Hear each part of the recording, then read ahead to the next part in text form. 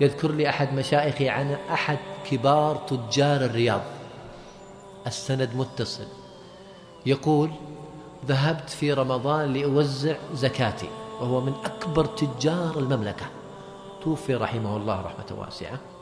يقول: أذن الظهر وأنا في الطريق، وقفت عند إحدى المحطات وكنت متعب فنمت في المصلى. يقول: فرأيت في المنام: يا عبد فلان اتجه إلى المنطقة الفلانية فإن بها عبد لي منذ 3 أيام ما يفطر إلا على الماء، فأعطه ما يكفيه سنة. يقول: فقمت مفزوع من الرؤيا ثم غيرت الاتجاه. يقول: وصلت البلد أذان العصر، اتجهت للمسجد في هذه القرية. يقول: انتظرت، بدأ الجماعة يتوافدون على المسجد، وإذا بهذا الرجل الذي رأيته في الرؤيا، يقول: والله رأيت بصورته يصلي بنا إماما. يقول: لما صلى وانتهى أخذ الجماعة يخرجون، بقي هو. قال: أنت رجل غريب عن البلد، لا إله إلا الله، الله الغنى غنى القلب. قال: أنت رجل غريب عن البلد، تفطر معي اليوم رمضان. يقول: قلت تم. جلست أقرأ قرآن في المسجد، قبل المغرب بقليل جاء وذهبت معه. يقول: تبيني فيما بعد أنه إمام بدون راتب.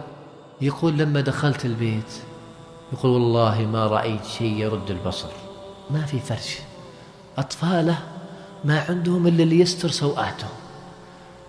يقول: لما أذن المؤذن أحضر لي الماء وقال: تفضل. يقول: فعينت في استغراب. قال: يا أخي، والله إني من 3 أيام لا أفطر إلا على الماء، ولو عندي غيره لأتيتك به.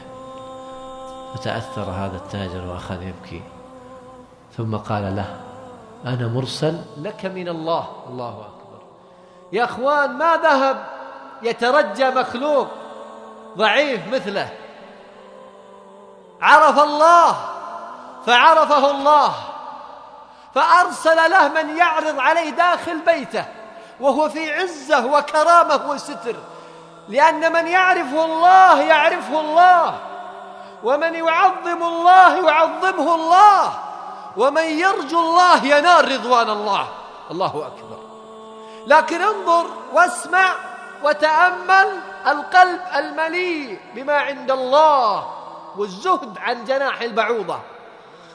قال: أنا التاجر فلان وقد أمرني الله أن أعطيك ما يكفيك سنة. تخيل إنسان رصيده 0 ويعرض عليه تاجر كبير يقول: نعطيك 1,000,000 2,000,000، ماذا تريد؟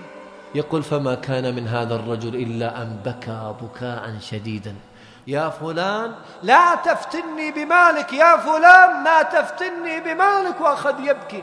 يقول: والله بعد إلحاح شديد ما أخذ إلا 1000 ريال. لا إله إلا الله. إنها نفوس وقلوب عرفت الله فأكرمها الله بغنى من عنده سبحانه وتعالى. أسأل الله أن يغنيني وإياكم بفضله، وأن لا يجعل الدنيا أكبر همنا ولا مبلغ علمنا. اللهم آمين يا رب العالمين.